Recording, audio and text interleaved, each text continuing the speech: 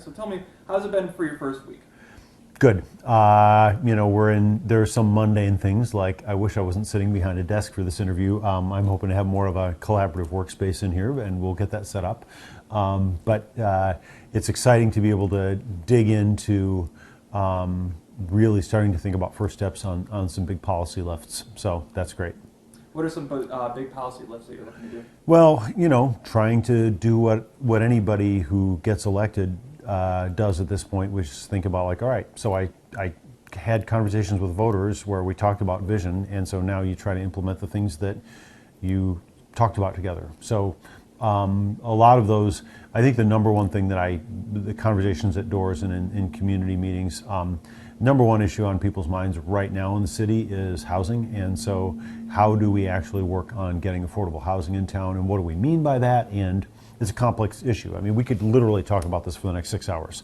And so there are things like breaking that question down into component parts. And then there are competing strategies, and there are trade-offs. And then there's a question of like, what is good policy on this issue? What do good economists say on the issue? What are other cities doing on the issue?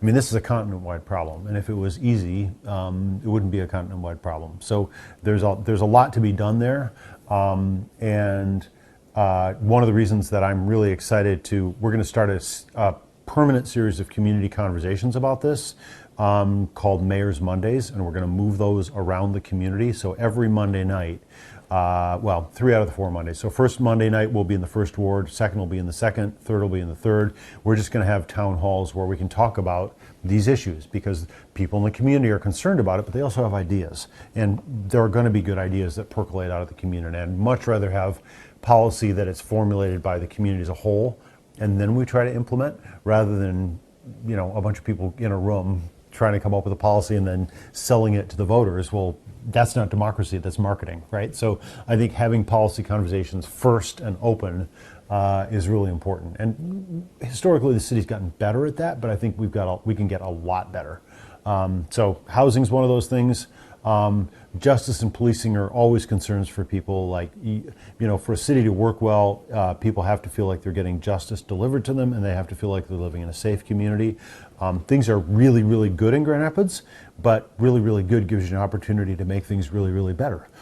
So there are, I think, real opportunities for us to get a lot better, to continue to make progress in public safety. Like, we have a great team of folks working on public safety in the city, but there are also really good ideas out there nationally, locally, and in the policy space for how to do things better.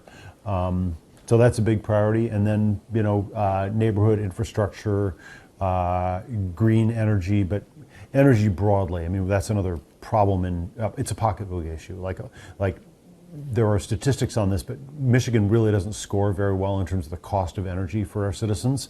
And cities, a lot of cities, like City of Lansing, is in the power business.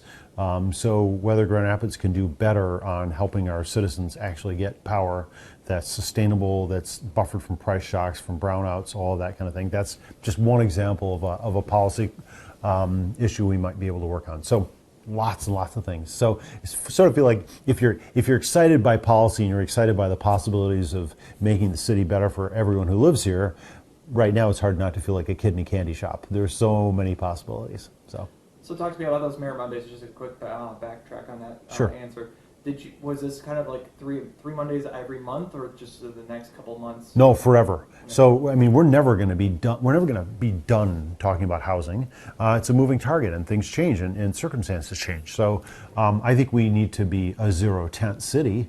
But the actual unhoused is only the tip of the iceberg, right?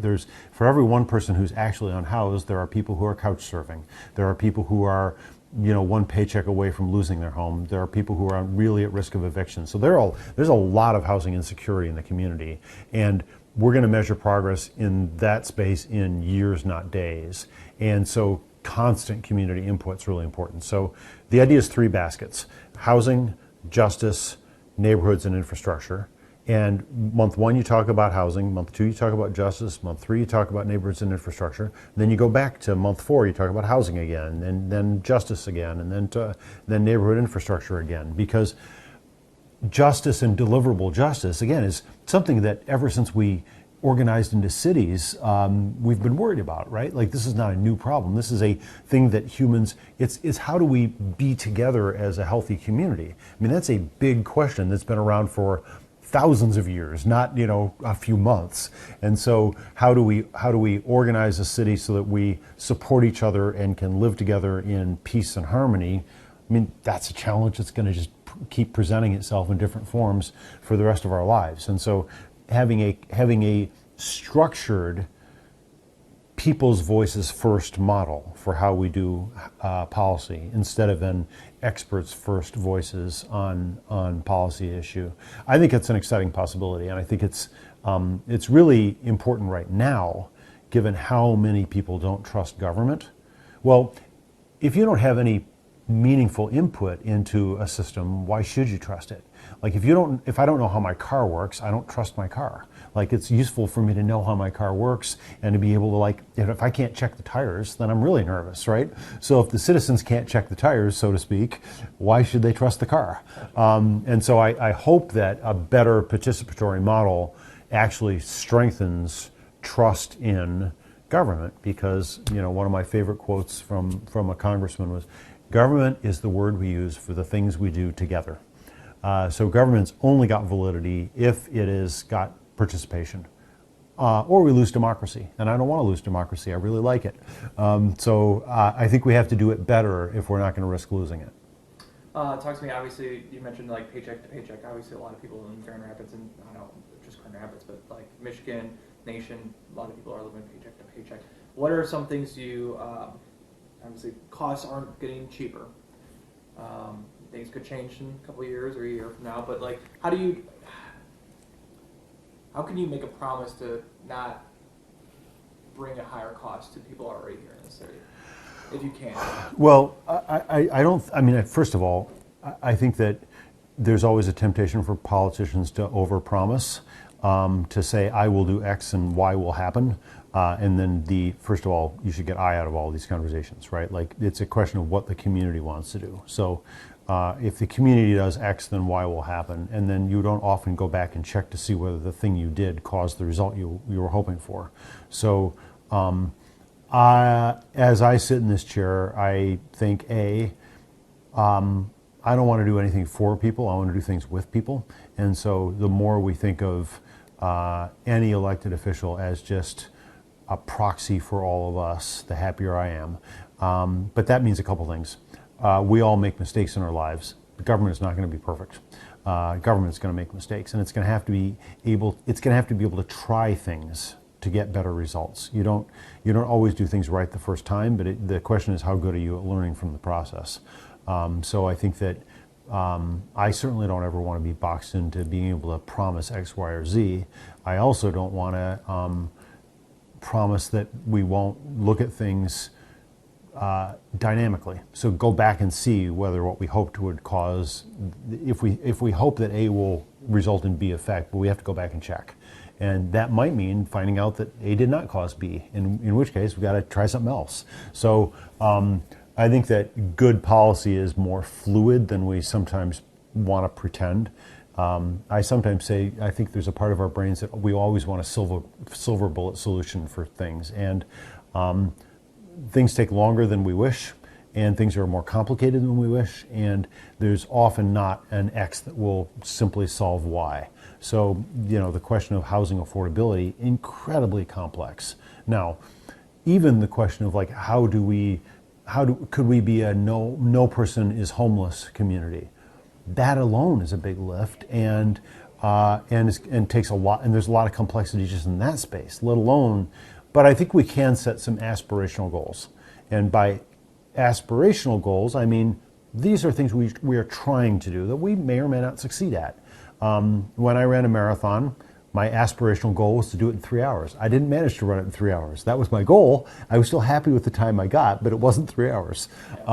So I think that, some of our I think it's a moral imperative that we do not have people living in this town, people who are sleeping under bridges in this town. I think it's a moral imperative that we have enough, that we devote enough resources, that we do not have people living unsheltered in the city limits. And that I don't think is an aspirational goal. I think that's a moral imperative. Now, an aspirational goal would be, let's say, and I'm going to make up some numbers here, and they may be wrong, but they're going to be in the right order of magnitude. Let's say the average one-bedroom apartment in Grand Rapids right now rents for $1,000 a month. An aspirational goal would be to say, let's see if we can get that number down 10%, inflation adjusted, within 2 years. Yeah. That's an aspirational goal. Now, if we got rents down 8%, that would still be great. If we can all agree that we'd like that number to go down, then you start looking at what tools you have in your tool chest to approach that goal. Now, there's some other metrics I'm going to want to look at. For example, there's this study that indicates we're going to need 15,000 housing units in town in the next year and a half, shockingly short time frame. Well, that means we need to start counting how many units we're actually making and how many are actually coming on stream. And so we're going to have to be honest that right now the scale of our response is not equal to the scale of the need. And so, but if you can't track that, and if you're not tracking it in public, and you're not willing to admit where things really are, it makes it hard to get to where you want to get to. Just like, if you want to increase graduation rates, you got to talk about what they are now. Yeah. So I think we have to have some metrics on how much stuff is coming into circulation, what the median price is for critical products. I think it's easy to professionalize this, and so there's this acronym that people float around in the housing space. They always talk about AMI. Well, the average voter in Grand Rapids probably doesn't know what AMI means. It's an acronym, and then even if they knew what that acronym meant, they wouldn't know what the number was that was associated with AMI. So I think it's time we start having some, basic meat and potatoes, like things that people get. Yeah. Like if we're talking about affordable housing in Grand Rapids, we're not really talking about how much does a house on, the Grand River in the north side of town cost. What we're really talking about is what is entry-level rental costs, because that's the thing that matters most to the most people. So if we can set some all right, here's the average, here's our goal, then we can start talking about how can we get there, what's more effective, what's less effective. I've heard you talk a lot about affordable housing or housing in general. Would you say that's your top priority? I think that's fair. I mean, I think it's a big issue.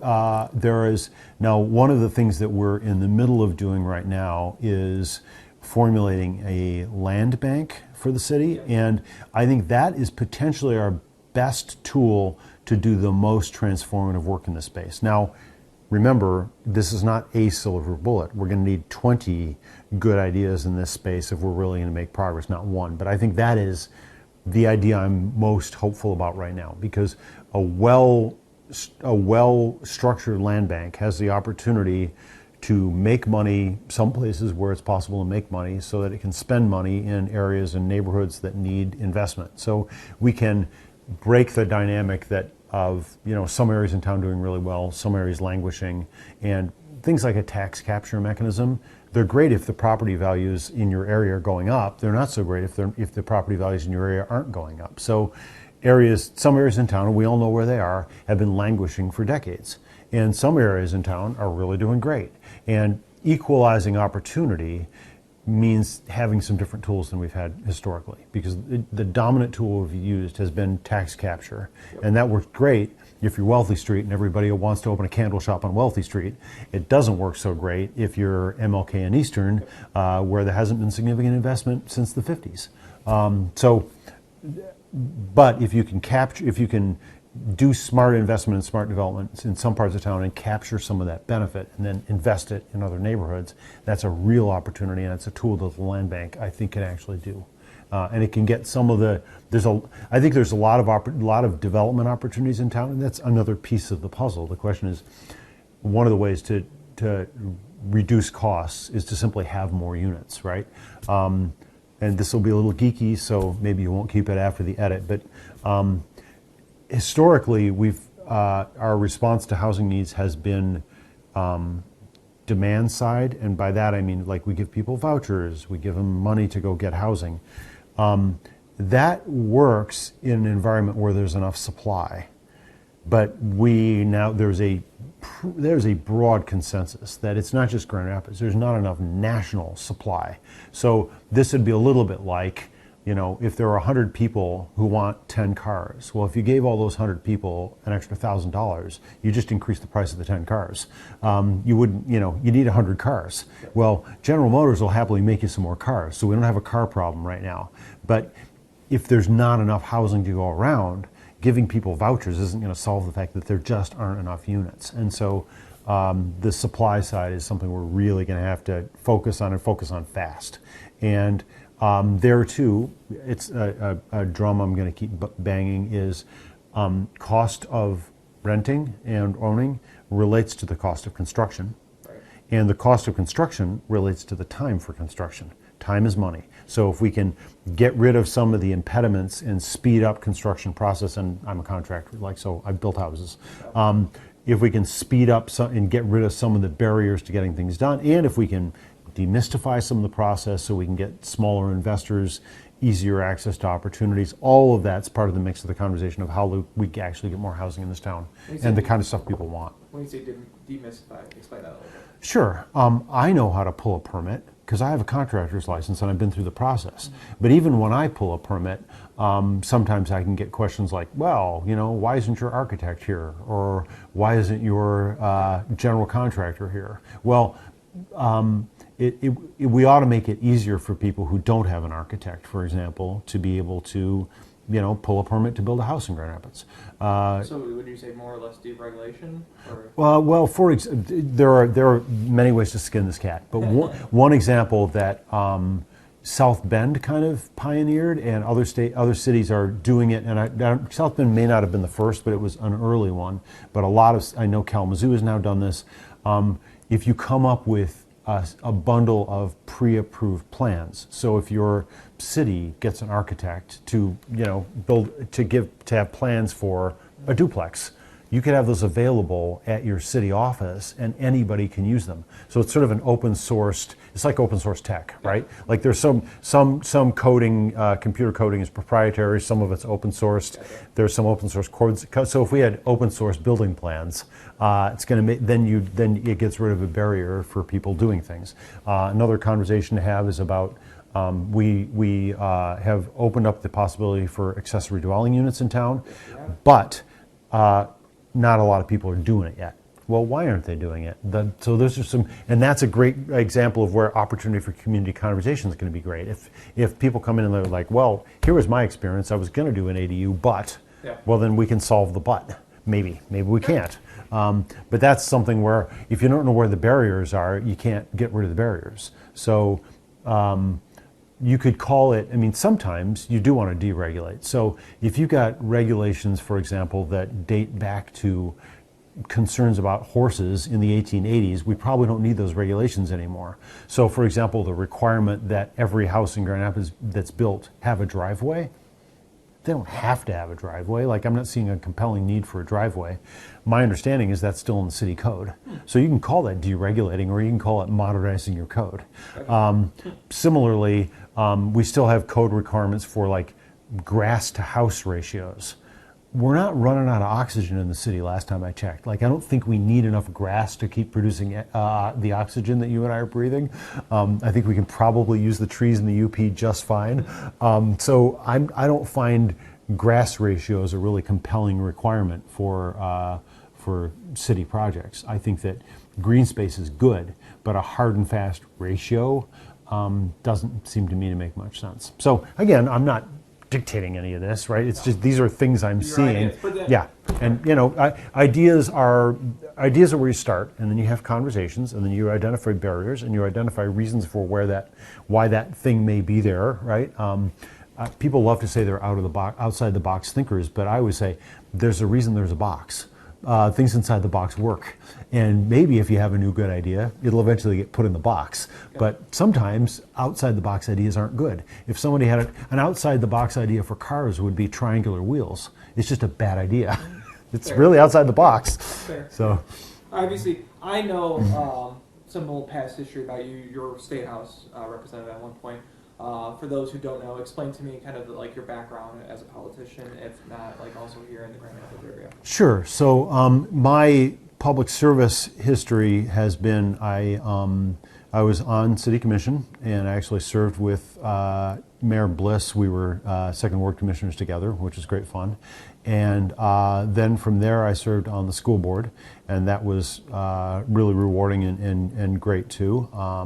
And worked with a great group of colleagues there. And then I moved on and was in the state legislature I got some bonus time, so I actually got 3.5 terms, and worked on a lot of policy issues there. A lot of the same things that I'm hoping to work at the city level, to be honest. So a lot of justice stuff, some housing stuff. So I actually wrote the bill initially that ultimately has become law that lets Grand Rapids have a land bank. So I wrote legislation to let Grand Rapids have a land bank, and so it's nice to be able to be on the other side, on the receiving end of legislation that I actually initially wrote. But also a lot of justice-related stuff I worked on, and now that's talking to things that we can maybe do in the city. And similarly, I really tried to work on some electrification infrastructure, renewable energy stuff at the state, and going to keep working on all those issues at the city level. So I'm excited by that. Perfect. Obviously, you're in this term for 4 years, right? 4 Yep. years. Yep. 8, I hope.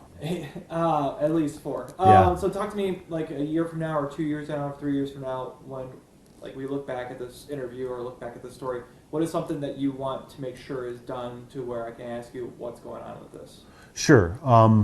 I really hope that we can do some real substantive improvement to how people see housing opportunities in Grand Rapids, and how we've met people's needs there, and how we've actually delivered some good results in that space. I really hope that people feel like they are getting justice delivered to their community in the way that they find meaningful and appropriate and healthy, and so that we've done some really good work on community safety issues and deliverable issues for public safety in general. And I really hope that we live in a city that's a lot more accessible, neighborhoods that are more vibrant, that have welcomed new investment, and where, again, this is sort of a pet issue for me, but I think Grand Rapids has got a long way to go to make itself pedestrian friendly. And when I think about public safety, it's hard for me to not, I think we need to start also thinking about vehicular deaths and injuries in the city. And so I really hope that we can drive down the number of automobile-related deaths and injuries in the city, because that's an issue of real concern, and I absolutely think we can get those numbers down to almost zero. Okay. Talk to me. Obviously, Michigan is dealing with trying to keep the population, if not bring more population in. What is your plan to draw more people here into Grand Rapids? Well, the more people I can get to move into the city from Ada and Cascade, the happier I'm going to be. I think cities are great places to live. They have obvious natural advantages. I get to walk and bike to work every day at City Hall, and that's great. I can't do that in an area that's not as dense as Grand Rapids. So I think that if we build a city that's welcoming and fun, and it sells itself, right? I think that Grand Rapids has the advantage that it's a great place. People want to be here. So I think all we have to do is keep doing what we're doing, except do it faster, to put it very crudely. I think we're in a great position in the sense that we're poised to have not just a few big developments, but a lot of little developments all over the city. And I think if we can facilitate that, we're in a great position because people want to be here. I think that we just have to keep delivering a city that people want to be in, and that people want to stay in, and people find welcoming, interesting, maybe quirky. But yeah, I love cities in general, but I certainly love this city. I think it's doing great, but I think we can make it. We can show that every year we are doing new things that are good, that make us even better. So nothing that, at least when you look at what Mayor Bliss has at least done in the past to help with the projects that are moving forward right now, you don't plan on touching it at all, or? I mean, I think that if my hope is that all of the good, I mean, and again, this is a longer conversation maybe, but I would say that, you know, the things that Mayor Bliss and our city manager and all the team in the city have been working on, I think the vision is really right. I think that the central vision that they worked on is great.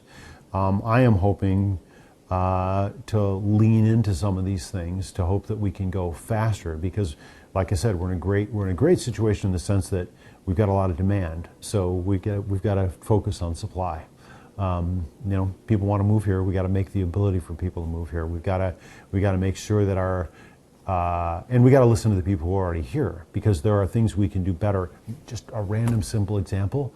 I want to really increase the number of and accessibility of dog parks in the city because we've had a lot of increase in dog ownership, and it's really nice to have a dog park near your house you can walk to and not a dog park you have to drive to. That's just a single example of something that's already good for the people who live here, but will also make us look like a nicer place to move to if you got a dog. So making our city more livable and better working for the people who live here is just, you know, it's the touchstone every day. For people who are hopefully watching this whole interview, if it does air in full, something about you personally that people can connect with. That people can connect with.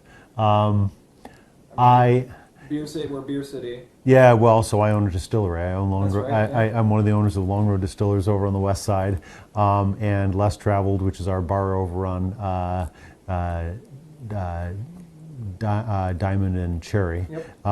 So I'm a neighborhood guy. I love having things in my neighborhood I can walk to. I love the neighborhood I live in because it's so walkable and because, you know, Melissa and I can walk to a pub, we can walk to a bar, we can walk to 5 or 6 or 10 good restaurants, we can walk to the library, we walk to church. So I am first and foremost a pedestrian, and we started the Wealthy Street Bakery because it was 2 blocks from our house, and I wanted to be able to walk to a bakery. We started Four Friends Coffee House back in the day because that was 3 blocks from our old house, and I wanted to have a good coffee house I could walk to. So, I like neighborhoods that have fun things in them, and I hope, having done it, I know what it takes, but I also hope that I'm in the ability that I'll have the opportunity to really help people make those connections. And synergy is a complicated word for it, but I mean, this morning I met with a group and I realized, oh my gosh, I think we could have a new city park in this area where these people were having this conversation, and I think I may have found a new city park this morning. Well, that's pretty cool. And, you know, having a conversation with somebody else about housing and realizing that a couple different developments weren't really talking to each other about how to coordinate on parking use. So there's one user who's not going to have heavy weekend use, and another user that is going to have heavy weekend use, and they haven't talked to each other yet. Well, that means we've got synergistic opportunities for development there. So it's just a lot of fun to see the opportunity to make those connections. Is there anything on your first docket? Because we haven't had a city council meeting yet, right? Right. So with anything in particular, or other than just hello, hi? Well, yeah, we're going to have a discussion about, we're going to discuss the land bank. That's going to be on the agenda right away because making sure that's structured right so that it's really responsive to needs across the city, I think means getting that entity structured properly, getting the right board in place, and then making sure that we have funding so that it can go out and start doing that good work. And I want to start that conversation right away. Another thing is we're going to start, I hope, having conversations pretty quickly about public disclosure, because one of the big issues for me has always been, I think that elected officials have an obligation to tell the citizens where their money is. Maybe not every granular bit of detail about everything they own, but like where their investments are, so that people can identify conflicts. So, for example, I own a distillery. If there was something that really affected taxation of distilleries that was on the city agenda, I would have a conflict. I'd have to step back. Well, if people don't know that I have a distillery, how can they hold me accountable, right? If the people don't know that I own rental property, how can they hold me accountable? People don't know that I own commercial property, how can people hold me accountable? People don't know that I have a construction company, how can they hold me accountable, right? So there are lots of ways in which I have to be constantly being transparent about. I mean, I have employees, I have businesses, and it's really important to me that all of that stuff is transparent. But it's also true for like the commission as a whole, right? Like every elected official in town, I think should owes the voters that trust relationship. And so I want to have a conversation about that as soon as possible. Obviously, we are on a city, but we are the second largest city in the city, or the state of state of Michigan. So talk to me. When you watch the federal, obviously we're going to have a new administration come in. What are you watching for to help you here in the city? Well, I think that the feds play a less large role in my imagination right now than the state does, because a lot of the things that we want to do are more reliant on and more sensitive to state policies probably. So, if there are code or zoning things, they're more likely to be a need for state work on them than federal work. Historically, I think a lot of cities sort of view the feds as a pass-through piggy bank on things, right? So we get HUD dollars and we pass them through and we do things with them. The biggest thing that maybe we're going to have interaction with the federal government on in the near term is transformation of the river, and that's a really important project on a number of levels. One is climate resiliency. I hate to admit that we have to make plans because of the reality of climate change, and it'd be better if we could stop climate change. But we're in an area where we're in a space where we're just going to have more extreme weather events, and the river is our canary in the coal mine on that, right? The river really can flood, and so building a more resilient, area around the river is important. But also opening up the river to real useful access for citizens, big deal. And the feds are really going to play a role in that. So that's maybe top of the list. Anything else, Greg? No. Perfect. That's it.